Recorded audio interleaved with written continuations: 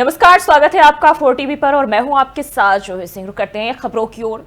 Dominican Republic की राजधानी Santo Domingo में एक नाइट क्लब की छत के अचानक ढहने से भीषण हादसा हो गया और इस हादसे में अब तक 184 लोगों की मौत की पुष्टि भी की गई है, जबकि वहीं 145 से अधिक घायलों को इलाज के लिए अस्पताल में जो है वो भर्ती कराया गया है। और अगर हम माने तो रेस्क्यू जो टीम कर रही है उनका कहना है कि अभी और भी शव के जो है दबे होने की आशंका है, जिससे मृतकों की संख्या और भी ज्यादा बढ़ सकती है। तो ये जानकारी आपको बताते चले, सैन डोमिंगो में एक नाइट क्लब में हादसा हुआ है और इस दौरान बड़ी संख्या में लोगों की मौत हुई है, वहीं उतनी ही तादाद में घायल भी हुए जिन्हें अस्पताल में जो है इलाज के लिए भर्ती कराया गया। हालांकि अभी भी रेस्क्यू जारी है और रेस्क्यू टीम का कहना है कि अभी तक जो है लगातार रेस्क्यू कर रहे हैं, लेकिन संभावना है, ऐसी आशंका है कि जो शव है, मृतकों के शवों की संख्या में बढ़ोतरी हो सकती है।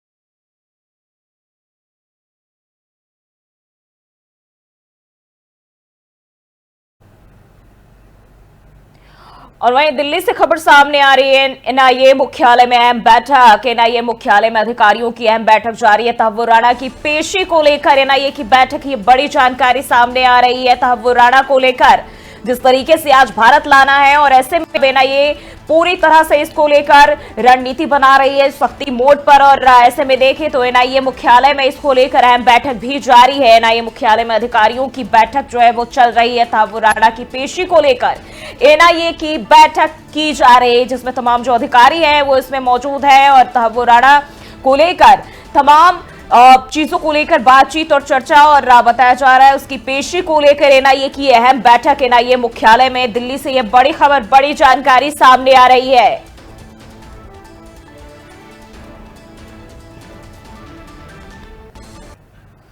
और वहीं एक और जानकारी सामने आ रही, तहव्वुर राणा को भारत लाया जा रहा है। एनआईए दफ्तर के सामने मेट्रो स्टेशन का जो गेट है वो भी बंद कर दिया गया है। JLN metro station gate number 2 बंद किया गया है, सुरक्षा कारणों से ये सब बंद किया गया है। तो यह अहम जानकारी तहव्वुर राणा को लेकर।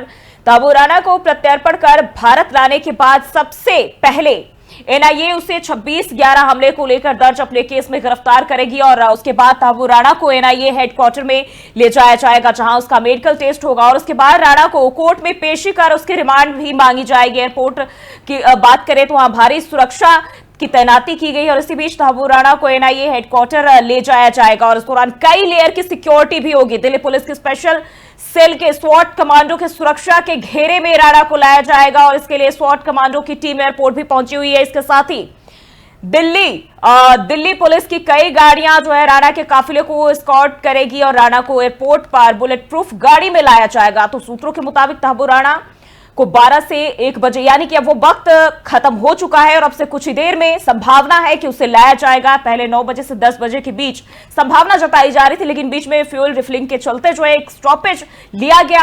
तहव्वुर राणा को कहां से निकालकर एनआईए हेडक्वार्टर ले जाना है, इसका फैसला लास्ट मोमेंट पर ही किया जाएगा। इसको लेकर भी कोई भी आधिकारिक जानकारी सामने नहीं आई है।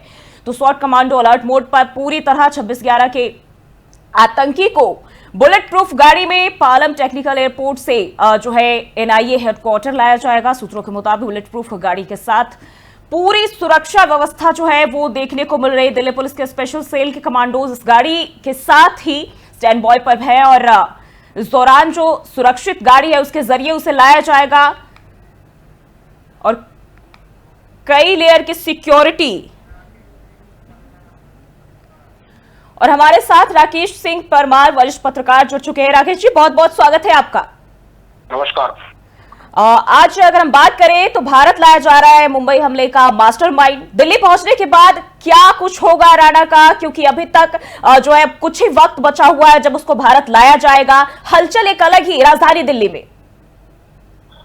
देखिए, इसका पहला तो एजेंसियां जांच वाली जो है वो पूछताछ करेंगी। इससे 2-3 फायदा होगा हमारे साथ।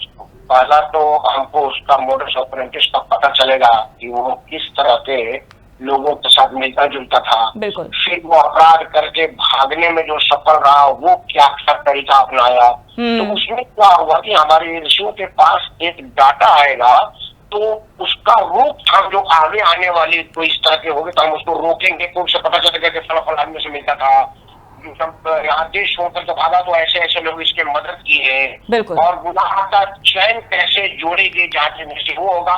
सजा दिलवाना बहुत बड़ा काम नहीं है, एजेंसियों को सजा दिलवाने भर का काम नहीं है, वो तो बड़ा छोटा लेवल पर काम है।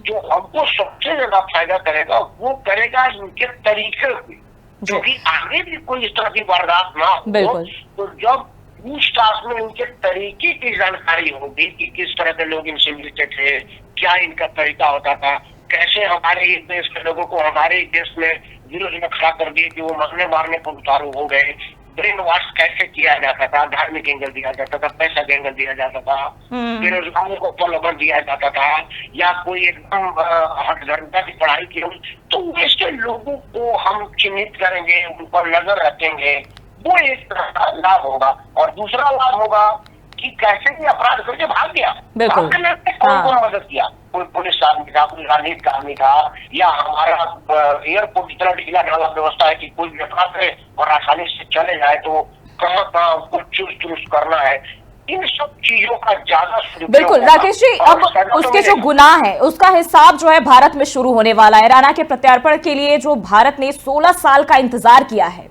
जो कि एक जंग की तरह था, हर बार ये कहा जाता था कि अमेरिका कभी भी उसे भारत को जो है नहीं सौंपेगा, लेकिन आखिरकार वो दिन आ गया है। तो क्या अब उम्मीद है कहीं न कहीं जो पीड़ित परिवार है उनको न्याय मिल पाएगा?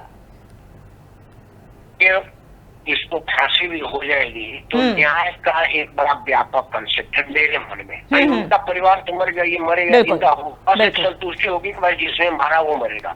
लाभ होगा कि ये जब फांसी पर टंगेगा तो जो अगला आदमी अपराध करने की सोचेगा वो सोचेगा कि यार इतना दिन इतनी कोशिशों के बावजूद पाकिस्तान की आईएसआई पूरा पाकिस्तान सरकार के लगने के बावजूद ये आदमी को लटकने से नहीं रोका गया, तो आगे आदमी कोई अपराध करने के विषय में इसके विषय में जो सोचेगा, अपराधी को सजा देने का उद्देश्य भी हमारे कानून का यही है कि देखिए मैंने किसी को मर्डर किया, तो मर गया बेचारा। अब मेरा अगर फांसी होगा तो दूसरा आदमी मर्डर सोचेगा कि देखो उसने मारा था तो वो फांसी पर लटक गया, उनका परिवार साथ में आ गया। तो यही होगा कि अपराधी के मन में भय होगा कि चाहे आपके पीछे सरकार लगी हो, कोई एजेंसी लगी हो, लेकिन भारत की एजेंसी आपको घसीट के लाएगी। बिल्कुल राकेश जी, हम जरा पीछे चलते हैं। एनआईए ने तहव्वुर के खिलाफ जो है साल 2011 में पहली बार जो चार्जशीट है वो दायर की थी, और जब यूपीए की सरकार थी, और साल 2008 में 26/11 का हमला भी यूपीए सरकार में हुआ था, और ये जिम्मेदारी कहीं न कहीं मौजूदा सरकार की थी कि अमेरिका से उसे घसीटते हुए भारत लाया जाए, लेकिन इसको लेकर तब कोई सुगबुगाहट नहीं देखी, केवल आश्वासन दिया गया कि हम कोशिश कर रहे हैं। देखिए, हम लोगों को यूपीए और एनडीए के चक्कर में नहीं पड़ना चाहिए, हमको सरकारों के चक्कर में पड़ना चाहिए। अमेरिका में भी कानून व्यवस्था हमारी तरफ से ढीली चलती है, वहाँ पे भी हमारी सरकार ने प्रयास किया था। यह ज्यादा आपकी शक्ति होगी कि जी मोदी है तो मुमकिन है और मनमोहन से तो मुमकिन नहीं था। चार विदेशियों की यह जरूर होता है कि कुछ सरकार खुली छूट दे देती है, कुछ सरकार रोक लगा देती है। यह तो मैं जरूर कहूंगा कि वर्तमान सरकार, लेकिन सवाल ये भी हो जाता है ना कि जो कदम आज उठाए गए हैं उस दौरान क्यों नहीं, क्या वजह थी? क्या था? आप थोड़ा सा व्यापक प्रश्न का उत्तर ले लीजिए। उस वक्त मनमोहन सिंह जी प्रधानमंत्री थे, अगर बड़ा काम करते तो क्रेडिट उनको जाता। और सोनिया कभी नहीं चाहती थी कोई बड़ा क्रेडिट उनको जाए, क्रेडिट बचा कर रखती थी राहुल गांधी के लिए। राहुल गांधी को मौका नहीं लगा क्रेडिट आने का, और नरेंद्र मोदी के पास किसी का नहीं, इनका खुद का निर्णय है। अच्छा है तो इनका है, बुरा है तो ये इनका है। तो जो अभी वाली सरकार है उसको किसी से पूछना नहीं है निर्णय लेने के लिए, चाहे कितना भी बड़ा निर्णय हो, नोटबंदी हो या और कोई हो, तो यह सरकार निर्णय लेने वाली सरकार है। चाहे वो अमेरिका से प्रत्यार्पण की बात हो या कोई कई मामले हो, तो इसमें तो कहीं कोई दो राय नहीं है कि माननीय मनमोहन सिंह विद्वान आदमी थे, उसमें कहीं कोई दो राय नहीं। लेकिन राजनीतिक रूप से सशक्त और मजबूत आदमी नहीं थे। मनमोहन सिंह की विद्वता और नरेंद्र मोदी की पढ़ाई विद्वता की तो कोई तुलना नहीं है, लेकिन राजनीतिक निर्णय लेने, राजनीतिक क्षमता और राजनीतिक इच्छा शक्ति में भी कोई तुलना नहीं है। दोनों में कोई तुलना नहीं है। नरेंद्र मोदी अलग चीज है, मनमोहन सिंह अलग चीज है। तो वर्तमान वाली सरकार निर्णय लेने की क्षमता रखती है, परवाह नहीं करती कि सामने अमेरिका है, रूस है, चीन है, जापान है। भारत हित है तो भारत हित है, उसके लिए आपको किसी भी हद तक जाना है तो जाना है। जी, बहुत बहुत शुक्रिया हमारे साथ बात करने के लिए राकेश जी। तो ये जानकारी आपने सुना किस तरह से जो कहीं ना कहीं उस दौरान सरकार के अंदर भी कुछ चीजों को लेकर असमंजस की स्थिति थी। हालांकि आज इस मास्टरमाइंड को भारत लाया जा रहा है और ऐसे में सभी की निगाहें इसी तरफ टिकी हुई है। वहीं एनआईए की ओर से भी बैठक जो है वो जारी है, इसको लेकर, पेशी को लेकर, तहव्वुर राणा की पेशी को लेकर, तमाम चीजों को लेकर जो है बातचीत और चर्चा की संभावना। इसको लेकर कोई भी अभी अधिक जानकारी सामने नहीं आई क्योंकि अभी बैठक जो है वो चल रही है।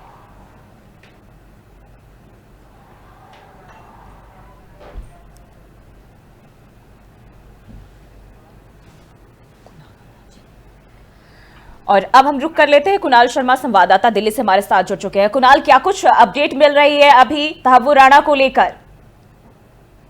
जी बिल्कुल, मैं बताना चाहूंगा कि जो तैमूर राणा है उसको फिलहाल दिल्ली लाया जा रहा है। तैमूर राणा के भारत आने के बाद सबसे पहले एनआईए उसे 26/11 हमले को लेकर अपने केस में गिरफ्तार करेगी। उसके बाद तैमूर राणा को एनआईए हेडक्वार्टर लेकर जाया जाएगा, जहां उसका मेडिकल टेस्ट होगा। उसके बाद राणा को कोर्ट में पेश कर उसकी रिमांड मांगी जा सकती है। एयरपोर्ट से भारी सुरक्षा के बीच तैमूर राणा को एनआईए हेडक्वार्टर ले जाया जाएगा और साथ ही इसमें देखा जा रहा है कि कई लेयर की सिक्योरिटी भी इसमें देखी जा रही है। ये भी जानकारी मिल रही है कुणाल कि अभी एनआईए की भी बैठक जो है दिल्ली मुख्यालय में जारी है।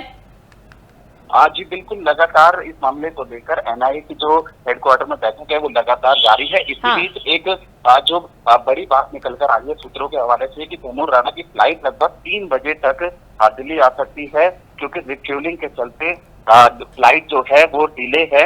ये सूत्रों के हवाले से खबर आ रही है। और एयर ट्रैफिक कंट्रोल यूनिट, खुफिया टीमें और विशेष कमांडो उड़ान की रियल टाइम निगरानी कर रहे हैं। और साथ ही 26/11 मुंबई आतंकी हमले के आरोपी तैमूर राणा को अमेरिका से भारत आने के लिए एक बड़ा सुरक्षा अभियान चलाया जा रहा है। इस उच्च मूल्य प्रबंधन और भारत और अमेरिका एजेंसियों के बीच उच्च स्तरीय गोपनीयता और स्वयं के तहत अंजाम दिया जा रहा है। सूत्रों की पुष्टि के अनुसार राणा को लाया जा रहा है। विशेष विमान एक स्थान पर इंजन भरने के लिए रुका है और अब इसके बाद दोपहर बाद नई दिल्ली में उतरने की उम्मीद है। हालांकि इसमें देखा जा रहा है कि लगातार जो बैठकें हैं उनका दौर जारी है। फिलहाल ये जो फ्लाइट थी वो सुबह के वक्त लैंडिंग होनी थी, लेकिन रिफ्यूलिंग के चलते लगभग अभी ये बात सामने आ रही है कि 3 बजे के आसपास जो तैमूर राणा है उसको दिल्ली लाया जाएगा। बिल्कुल, सिक्योरिटी की जैसा आपने भी बताया कि पूरी तरह से कई लेयर की सिक्योरिटी है।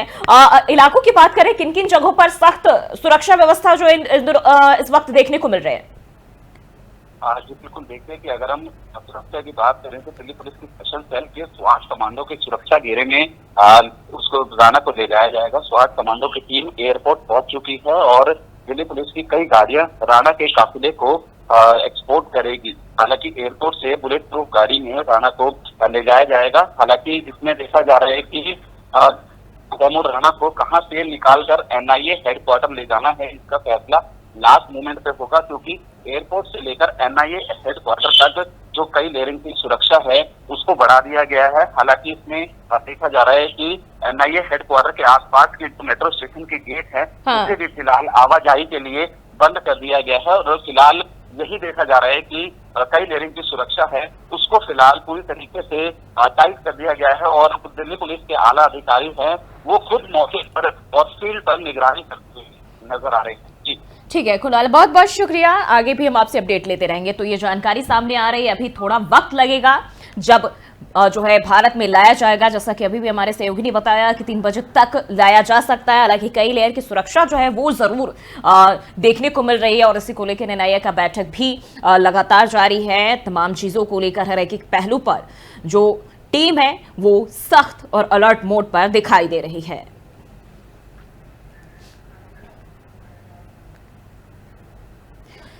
रुक करते हैं अगली खबर की ओर। बक्सर से खबर सामने आ रही है। पूर्व सांसद अश्विनी कुमार चौबे का बड़ा बयान, नीतीश कुमार को लेकर बड़ा बयान दिया है। उनको प्रधानमंत्री बना देना चाहिए। अश्विनी कुमार चौबे ने यह कहा है, नीतीश प्रधानमंत्री बनते हैं तो बिहार का विकास होगा।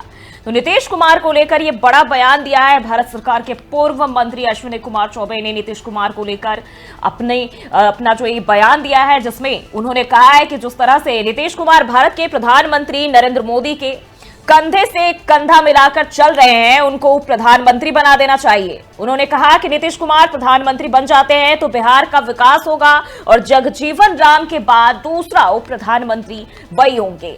तो ये बड़ा बयान सामने आया है अश्विनी कुमार का नीतीश कुमार को लेकर। उन्होंने कहा कि उन्हें प्रधानमंत्री बना देना चाहिए, प्रधानमंत्री नरेंद्र मोदी के साथ कंधे से कंधा मिलाकर चलते हैं और अगर ये जिम्मेदारी दी जाती है तो बिहार का विकास होगा।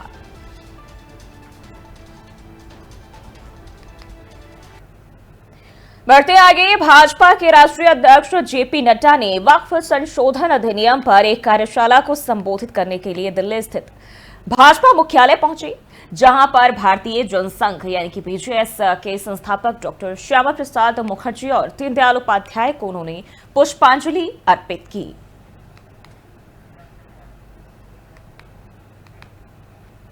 और बढ़ते आगे, तनिष्क शोरूम लूट मामले पर बिहार के उप मुख्यमंत्री सम्राट चौधरी ने अपना बयान दिया है और अपने बयान में उन्होंने कहा कि तनिष्क शोरूम लूट मामले में जितने भी लोग थे, पुलिस ने सबको चुन चुन कर गिरफ्तार किया है और कुछ का एनकाउंटर भी करने का काम किया है। ये राजद की सरकार नहीं है। ये बड़ा हमला आरजेडी पर भी उन्होंने किया और कहा कि यहां अपराधियों को जेल में जाना पड़ेगा। जो अपराधी कट्टा या हथियार दिखाने का काम करेंगे उसे पुलिस ठोकने का काम करेगी। तो ये बेधड़क अपराधियों को लेकर सख्त जो है सख्ती अपनाते हुए उप मुख्यमंत्री नजर आए और साफ तौर पर खुलेआम उन्होंने कहा कि जो भी कट्टा दिखाएंगे उन पर एक्शन लेगी सरकार। पारिवारिक हत्या है, उनके परिवार के लोगों जैसा ने प्रथम दृष्टया पुलिस ने बताया है, उनके परिवार का इशू है, कोई अपराध नहीं है। तनिष्क के लूट में जितने लोग थे, या तो पुलिस ने इनकाउंटर भी करने का काम किया और सबको चुन चुन कर गिरफ्तार करने के अंदर करके जेल के अंदर बंद भी करने का काम किया। ये राजद की सरकार नहीं है, ये लालू प्रसाद जी की सरकार नहीं है कि सत्ता मुख्यमंत्री कार्यालय से चलेगा।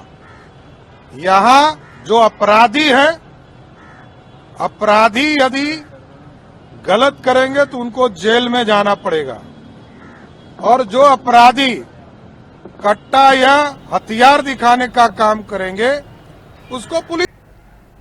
बढ़ते आगे, छत्तीसगढ़ के सुकमा से एक बड़ी जानकारी सामने आ रही है। एक बार फिर से सुकमा में एसीबी और ईओडब्ल्यू की छापेमारी, सीपीआई के बड़े नेताओं के घर पर छापेमारी की जानकारी मिल रही है। कोंटा में 4 ठिकानों पर छापा मारा गया है, वहीं इनसे पूछताछ भी जारी है। जिला मुख्यालय में भी 2 जगहों पर चल रही छापेमारी। तो ये आपको बता दें, छत्तीसगढ़ के सुकमा से ये जानकारी एक बार फिर सुकमा में एसीबी और ईओडब्ल्यू की छापेमारी जारी है। जिला मुख्यालय में भी 2 जगह छापेमारी चल रही है और बताया जा रहा है कोंटा में 4 ठिकानों पर छापेमारी की गई है और इस मामले को लेकर पूछताछ भी जारी है। तो वहीं सीपीआई के बड़े नेताओं के घर पर छापेमारी की सूचना मिल रही है। तो आपको बता दें, छत्तीसगढ़ के सुकमा से ये जानकारी एक बार फिर एसीबी और ईओडब्ल्यू की ये बड़ी कार्रवाई देखने को मिल रही है और जिला मुख्यालय में भी 2 जगह छापेमारी जारी है।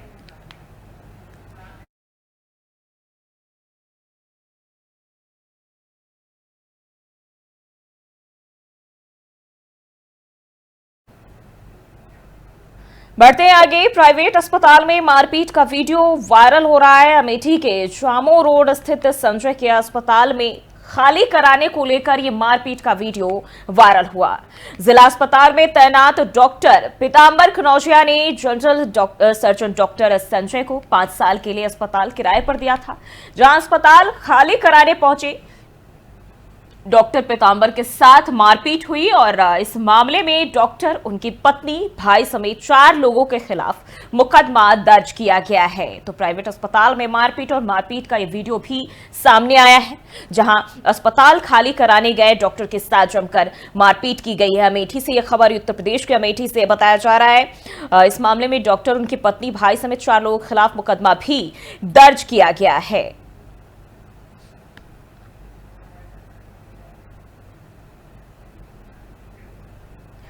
फिलहाल के इस बुलेटिन में बस इतना ही। देश और दुनिया की तमाम खबरों के लिए देखते रहिए 4 टीवी न्यूज।